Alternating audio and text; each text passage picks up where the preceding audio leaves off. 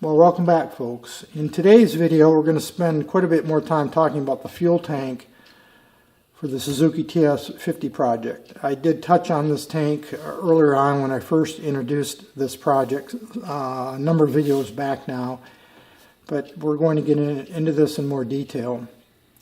The paint, generally speaking, for its age, this is a 1973 model, is in a very good condition, again, relatively speaking. The tank badges on each side are intact, though the paint, of course, is pretty much gone or worn off, at least on that badge. On this one, it's not too bad. Those badges can be restored. I've talked about that in some detail before. I think most specifically on the Honda SL125 project I restored previously. So the badges are probably restorable. The paint itself, I haven't decided whether I'm going to paint this tank myself when I get around to that, and it'll be much later in the progress of the project, simply because we're now into the winter season in my climate where I live, and I paint outside, so I'm not going to be able to paint this for at least 6 or 7 months or so. And in fact, I might not paint it myself, I might just have it done professionally. I haven't decided yet. Decals, again, are in pretty good condition given their age. There is a dent, 2 dents actually. There's one right here. You probably can't see that. It's fairly shallow. And there's a quite a bit larger dent right here that actually comes up underneath the S of the Suzuki badge. It comes up to about here. I'm outlining it with my finger right now, pretty much. So there's a shallow depression here. So both of those, obviously, the points of damage will have to be repaired before the tank is repainted. Beyond that, there really doesn't seem to be much else. I've gone over it pretty carefully with my hands and with light and good lighting, and I think those are the only 2 points of damage I just pointed out. What we're going to spend most of our time on here in this video is talking about that tank liner and the condition of the inside of the tank.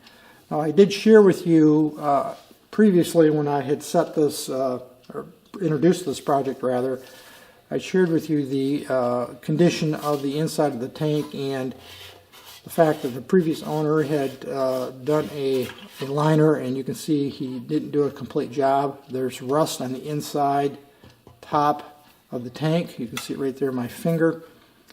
And I can look in here with a flashlight and I can see evidence of rust where he didn't really remove it completely, or it's re-rusted. I know you can't see much right now. We'll get into this in more detail in a moment. But that tank liner doesn't satisfy me, obviously. I don't think the previous owner did a very good job with it. And we're going to do a little bit of an inspection inside there so you can see what I'm talking about.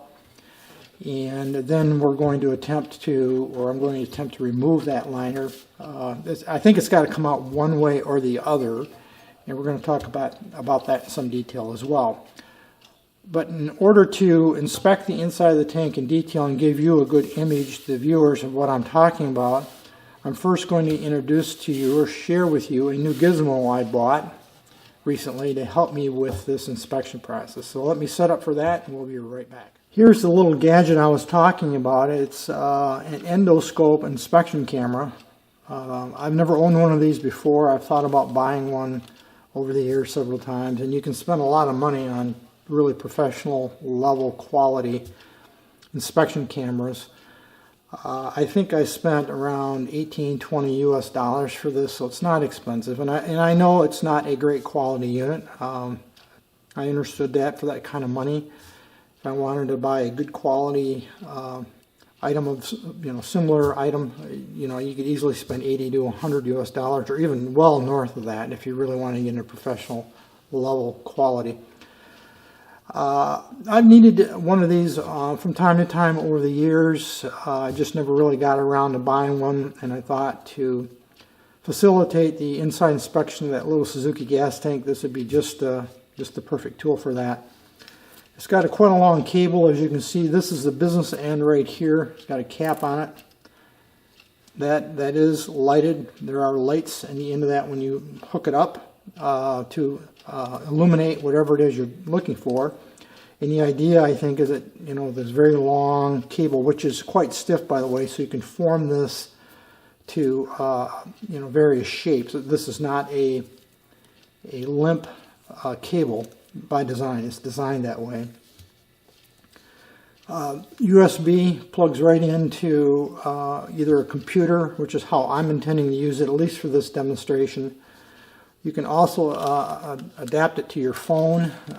You got all these little adapters right here. I have not used any of these, but the instruction manual does come with some rudimentary instructions on how to install it with your various phones, that kind of thing. One thing I noticed, and obviously this is made in China, some of the translations don't, you know, always come across well, but here they have, if you notice, warm, W-A-R-M, warm, notice.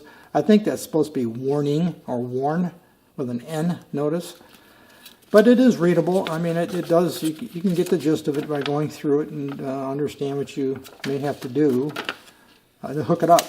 Comes with this little CD, which I have not, a little disc I have not used. That's obviously for a computer. Again, and there's the brand name right there.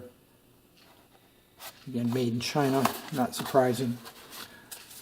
I'm going to use this with my computer, and I generally use a Windows-based machine, though I do have Linux installed on one of my laptops, and I have a basic familiarity with Linux, which I'm more and more drifting towards, and over time I might just make a conversion to Linux and away from Windows. But for now, my shop computer does have Windows on it, and this is very easy to hook up. I already did a test run, make sure it worked, and you plug this into a USB port on the computer. You bring up on the Windows desktop the camera app, and voila, you're in and live. So what I'm going to do now is I'll go ahead and boot up my computer. It's off, and I'll show you, how I got it hooked up and what it looks like, and then we'll do an internal inspection of the fuel tank. I'm going to try to do a dual camera setup here.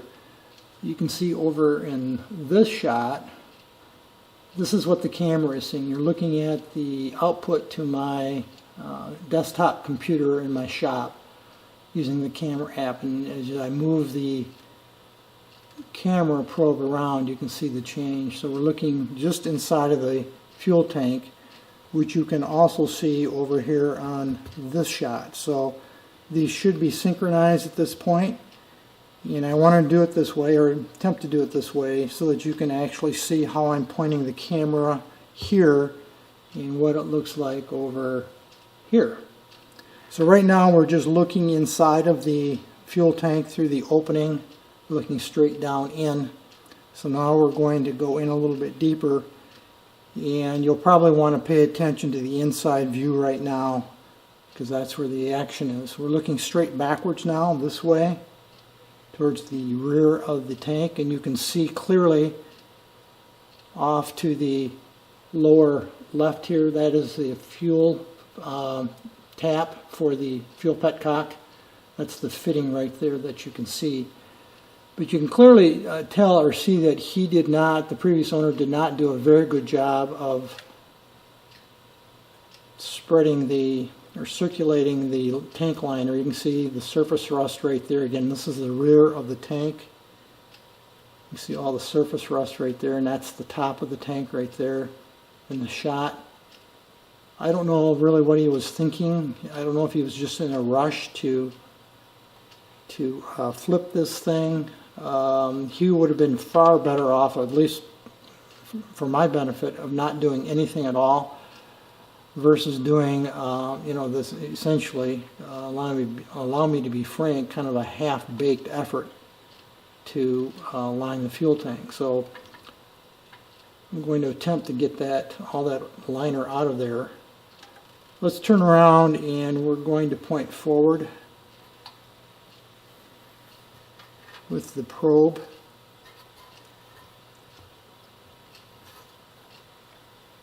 Now we're looking at the right front corner of the tank.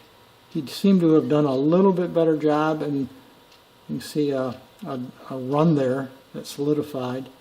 think that's what that is. Now we're pointing to the left front corner of the tank, but I think generally he got a better coating to this part of the tank than he did the rear part, but you can still see it's incomplete. You can see breaks in the coating. I'm not sure what brand of liner this is. You can see rust right there. He told me, but it didn't stick with me, frankly. I know he said he used phosphoric acid to strip it or attempt to strip it, which generally will work. I don't know if he rinsed it very well. I'm not even sure he got all the rust out of it. And let me reposition this a little bit here and see if we can't. There's the very top of the tank, pretty much where my finger was connecting with, that you saw when I pulled it out with the rust on it. So you can see clearly where he missed coating of this tank. So my plan is to strip as much of this liner out as I can. If I paint the tank myself, I will reline it myself with my preferred product, which is Pour 15. If I send it off to my painter, he normally has the tanks lined as part of his painting process. He doesn't do it himself. What he does is he sends it off, I think, to a radiator shop, and they strip the inside of it. I think they strip all the paint off of it, basically, and then line it and send it back to him. Then he does the finished paint. He has to, if he repairs it, if there's any dents or damage, and he repairs, he would do that, I think, after he gets it back from being relined by the radiator shop. I think that's what he does anyway. I'm not 100% sure, but I do know that he has them lined as part of his process. So that's the inside of the fuel tank. Let's now talk about next. In order to strip that liner out, I've got to use a pretty aggressive process, some aggressive chemicals, which will certainly damage the paint, and I'm going to minimize that if at all possible. Normally, to strip old fuel tank liner out, what is recommended and what I found works best is MEK or methyl ethyl ketone. And here is a can of it right here. You see methyl ethyl ketone. This is a very aggressive solvent. It's nothing to fool with. Just a quick warning, if you don't know what you're doing when working with a chemical like methyl ethyl ketone, don't. You've got to wear personal protective equipment. You've got to have good ventilation. I actually don't recommend people do it unless they're really confident in their ability to handle that kind of a product that's much more aggressive than, for instance, acetone. And I don't like using it myself, but to get that liner out, that's, I think, about the only thing that's going to work. I did test trying to remove that liner with a Q-tip and some acetone, and acetone didn't touch it. I know the MEK will remove the liner because there was some splatters around the rim right here. I'm pointing to from the previous owner, lining the tank, and there's white dribbles and splatters around here. You might go back to one of the previous videos and see that. So I put some MEK on a Q-tip, and it cleaned it right off. You can see what it looks like right here. It's clean as can be. So I know MEK will strip it. The problem is sealing the tank. Now, sealing the drain right here will be pretty academic. That's very straightforward. The much bigger issue is sealing the fuel filler here. I did do a little test and fiddle it around with trying to figure out how best to seal this tank. This current gasket is not sealing very well. I put some mineral spirits or paint thinners in the tank because it's very easy to work with. It's relatively safe. It's fairly benign. And I tested some different approaches. I put the paint thinner in here, mineral spirits. Put the cap on and turn the tank upside down like this, and it'll leak like a sieve. So then I tried using a big O-ring. I have a number of O-rings, I have various kits of O-rings, and I tried using different O-rings in here. That didn't work at all. I couldn't get it to seal. I tried using some duct tape, just out of curiosity, and I cut a piece of I put a piece of duct tape over this and cut it out and seal it. And then I put this cap back on, turned it upside down, leaked. So everything I have done so far has leaked. So if it leaks with mineral spirits, it's going to leak with the MEK. Inevitably, I'm probably going to have some leakage when I turn it upside down like this to allow the MEK to remove whatever liner is reached the top of the tank. And that is probably going to end up damaging the paint around here. Now, of course, this is going to be stripped anyway, eventually, but I still just, to try to do a good job, I want to minimize that damage. So I think what I'm going to do is I'm going to use this Form-A-Gaskets liquid sealant. I could use RTV. I have all kinds of varieties of RTV to seal it, gasket sealants. I've had really good luck with this and other applications. So, and this is a liquid. If I can get that off. I haven't had it open in quite some time. You can see there it's a thick liquid. It's a little bit like a contact cement, and that is, I will coat this surface here, and I will coat the gasket itself. Now obviously I have to get this apart again, so I don't want to permanently seal it. And this gasket sealant here is flexible, and I'll be able to open it up again and obviously drain the MEK out when the time comes. And this gasket is going to get replaced anyway. So it might be a little bit destructive in terms of damaging of the gasket. I don't care. My main interest is getting as good a seal as I can around the mouth of this tank. When I put that MEK in, when the tank's sitting like this, it's pretty straightforward. But when I flip it over, it's going to be a problem and want to dribble. So, and I'll put a container underneath it. So if it, well, not if, I know it will probably leak, but I want to minimize it. A container underneath it so it can just drip into that container, and I won't lose the MEK all over creation. To seal this part of the tank, what I'm going to do, let me reach over here, is I'm going to use a silicone plug. You can see what it's shaped, it's cone shaped, and I will push this in like this. Then what I will do is I will wrap the outside of that, push it as far as I dare.